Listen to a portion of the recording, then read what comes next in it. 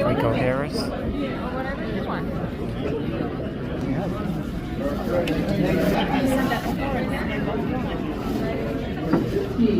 So we're done. This guy's a bunch of Christmas. I think it's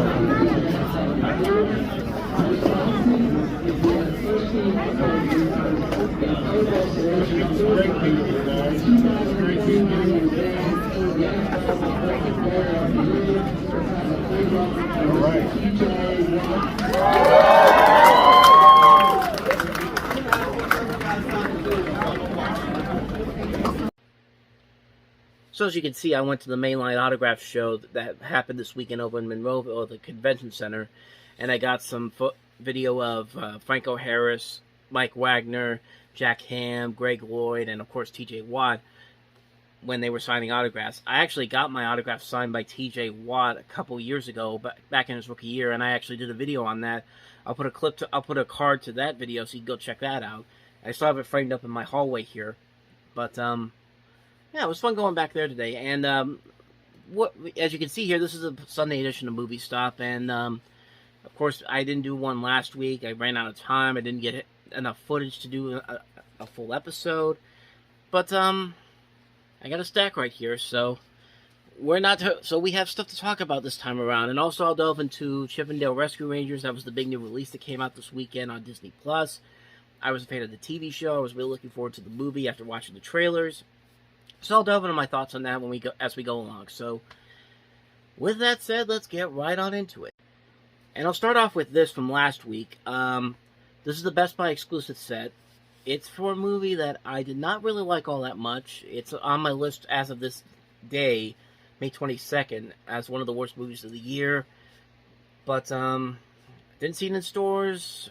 Looked like it was something that was going to be very hard to find, so I had to do it. I had to pick up Uncharted, the new Uncharted movie with Tom Holland as Nathan Drake and Mark Wahlberg as Sully. I like them in the movie. I like some things about the movie, but the most of the movie itself it's weird. This movie tries its best to capture the spirit of the video game. I think it does it almost too well, that it does it to a point where you might as well just play the video game, because it looks like they're literally just copying scenes from the video game into a movie. And it doesn't really make a whole lot of sense. I thought the writing was not very good. I give Tom Holland and Mark Wahlberg a lot of credit for what they were able to do with this. And I like this franchise. And you know what? Steelbook. Steelbook I was able to get without having to spend a ton of money on. Why not pick it up? So yeah, that's Uncharted. Probably will never watch it. It'll be like the New Mutant Steelbook that I got a few years ago. It's a nice looking Steelbook, but I have yet to watch it since.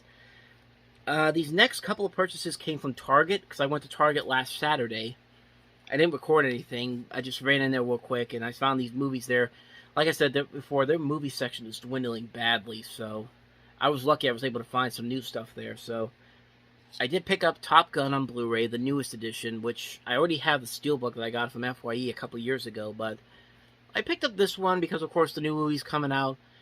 I'm looking forward to it, but I'm more looking forward to the Bob's Burgers movie next Friday than this movie. I'm still going to go see Top Gun Maverick, but Bob's Burgers is my top priority for next weekend, so I'll try to see both of them next week, but Bob's Burgers will definitely be my top priority. But Top Gun's a good movie, but I think the soundtrack holds up much better than the movie does. I mean, the soundtrack is just incredible for this. The movie itself is good.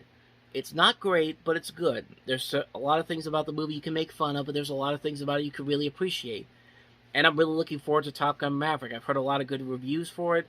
I'm hoping it's very good. It's made by the same people who made the Mission Impossible movie, so can't go wrong there. Plus, it's got Tom Cruise again. You also see here it's got a decal and a poster in here.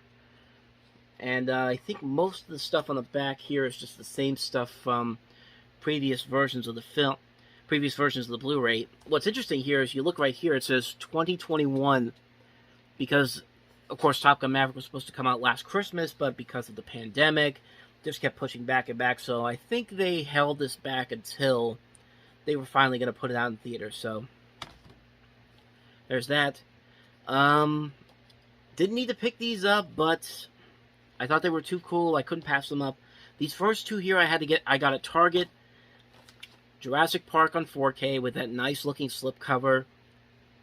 And then Jurassic World. Jurassic World, I don't care what anybody says, I love the Jurassic World movies. Case in point, I also got Jurassic World Fallen Kingdom. Now, I had to get this one off of eBay because apparently Jurassic Park and Jurassic World are the only two that are in stores.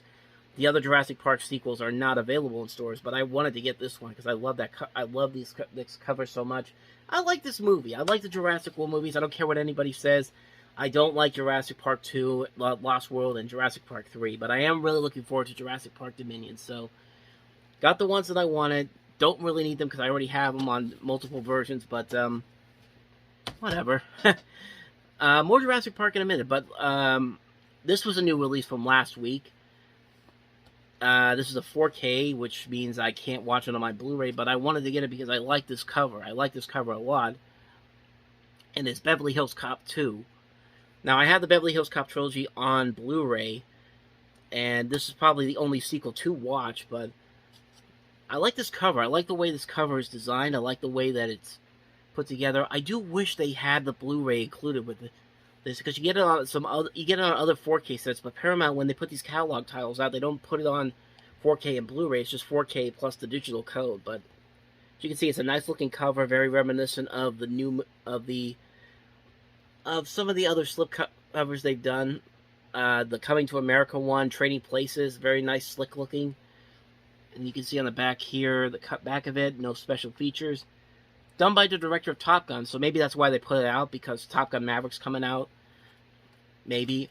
But Beverly Hills Cop 3 is apparently coming out on 4K too, and I doubt I'm going to get that one unless it has a nice looking cover like this. That's pretty much why I bought it. But next up, speaking of Jurassic Park, we have Seasons 1 through 3 of Jurassic World Camp Cretaceous, which is the show on Netflix, which I've never seen.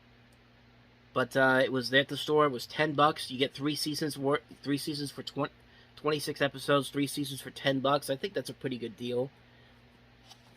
But this probably is not going to be for me personally, but I'll give it a shot. For $10, worst comes to worst, I sell it online. I sell this online to somebody who really likes the show. So, not expecting too much for it, but could be good. But next up, I haven't opened these last 2 items here. We have another Best Buy exclusive steelbook, and that is Hell or High Water, a movie that I really liked back in 2016. I don't actually own, but I had to get this nice looking steelbook. It's one of those great Lionsgate steelbooks with the slip cover inside there. I haven't opened it up yet. I haven't opened it up until I'm probably going to do it after I'm done recording this, but it's a really nice looking steelbook for a really good movie, very underrated film.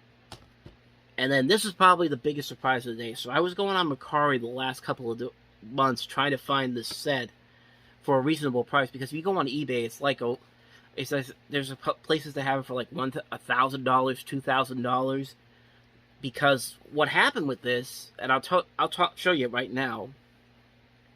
I got the Beatles Get Back. I only paid $70 for this because I had some extra money from stuff I sold on Mercari, and I just put the difference on my PayPal account. So this thing came down to $70. It was originally $110, but I was able to knock it down to $70. But yeah, I'm happy to have this, but the reason this was supposed to come out in February, and what happened was something happened with the audio on this, and the 7.1 audio that's on this didn't work all that well. This is what I'm reading from a Variety article. Let me see if I can read. Let me get some more information. All right, so I got it right here. What happened was that they canceled these because there was an imperfection in the 7.1 audio mix, and because of this, the disc had to be remanufactured. But copies of this slipped out to various places. I know Target had a bunch of these out there. There was this article online when this came out, was supposed to come out in February. They put it out there despite the pre-release recall, and they became high bid items on the resale market, like on eBay and all that. Like I said, $2,000 somebody's putting on there for this, and I did pre-order the new version, which is coming out on July 12th. I think I'm gonna hold, but I am gonna hold on to this one though, because I don't know if what I see is true, and these people are putting it out there for like $1,000, $2,000. I'm gonna take a chance. I might take a chance on it. So I did pre-order the one that comes out on July 12th.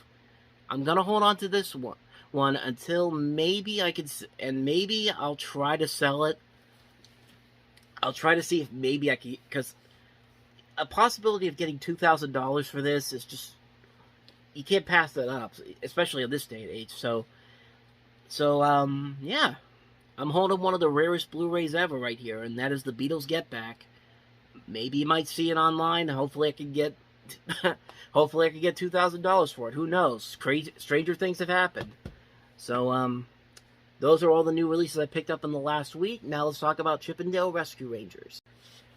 So like I said, I saw Chip 'n Dale Rescue Rangers on Disney Plus. It premiered on Friday. And I gotta say, the trailers for this were pretty funny and looked really promising. The movie really outlasted all my expectations I had for this movie, and then some. This was a fun movie to watch. This is probably the best movie I've seen from Disney Plus, maybe since Hamilton. Even then, that wasn't really a movie, but it was filmed like a movie. But yeah, this was a really good movie. It's the first movie we've seen since Who Framed Roger Rabbit that really takes the concept of live action and animation hybrids, puts it together into something so crazy, so silly, so over the top, and so fun.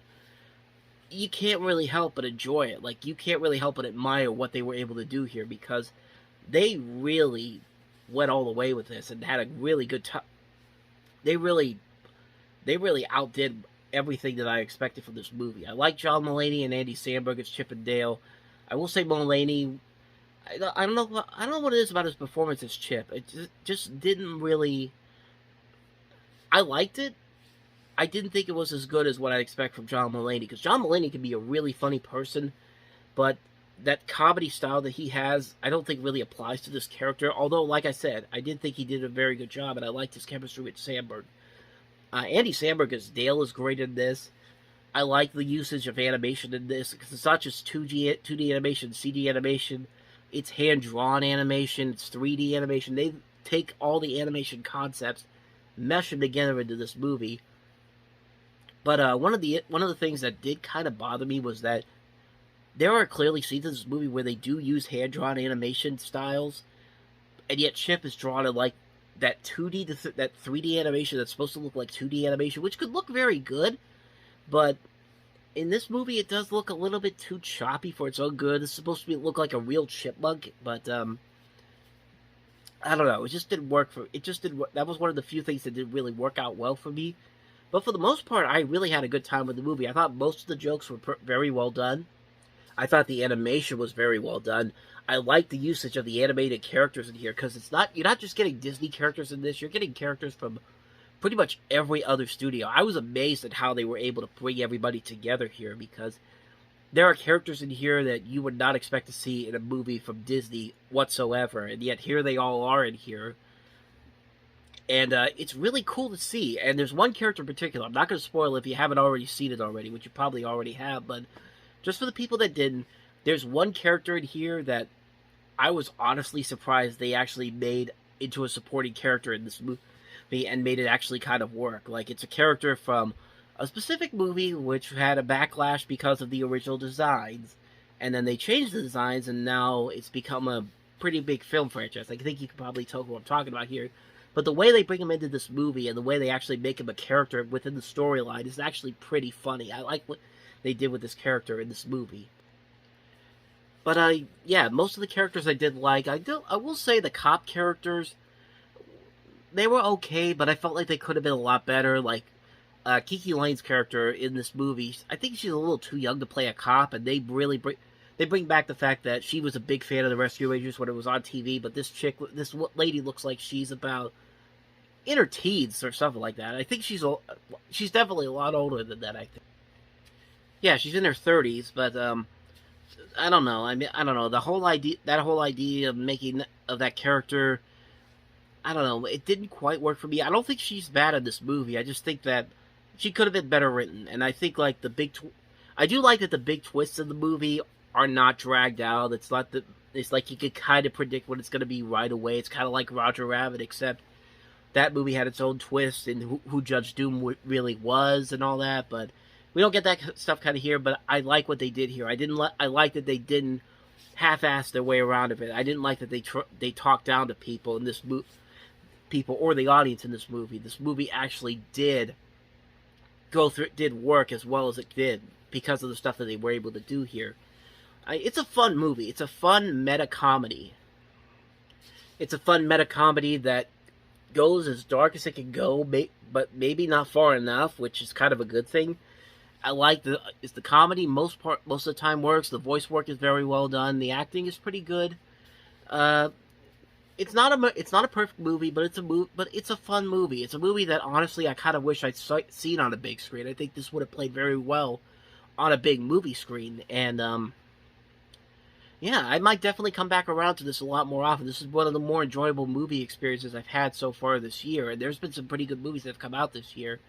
But this was a ton of fun. This is a movie that, again, like I said, I want to see it again. I'm probably going to watch it again within the next couple of days, and it's definitely worth the watch. Like, if you could go into this knowing that it's going to be a very meta comedy, very Lonely Island-esque, because this is made by the people of the Lonely Island, you're definitely going to enjoy this movie. I really enjoyed this movie a lot. I highly recommend checking it out. So, Chippendale Rescue Rangers, it's available on Disney Plus right now. So, with all that said, thank you for watching this episode of Movie Stop. I'll see you guys a little bit later on for a new time about the movies. Thank you guys for watching. I'll see you guys next time. So, until the next time I see you, take care.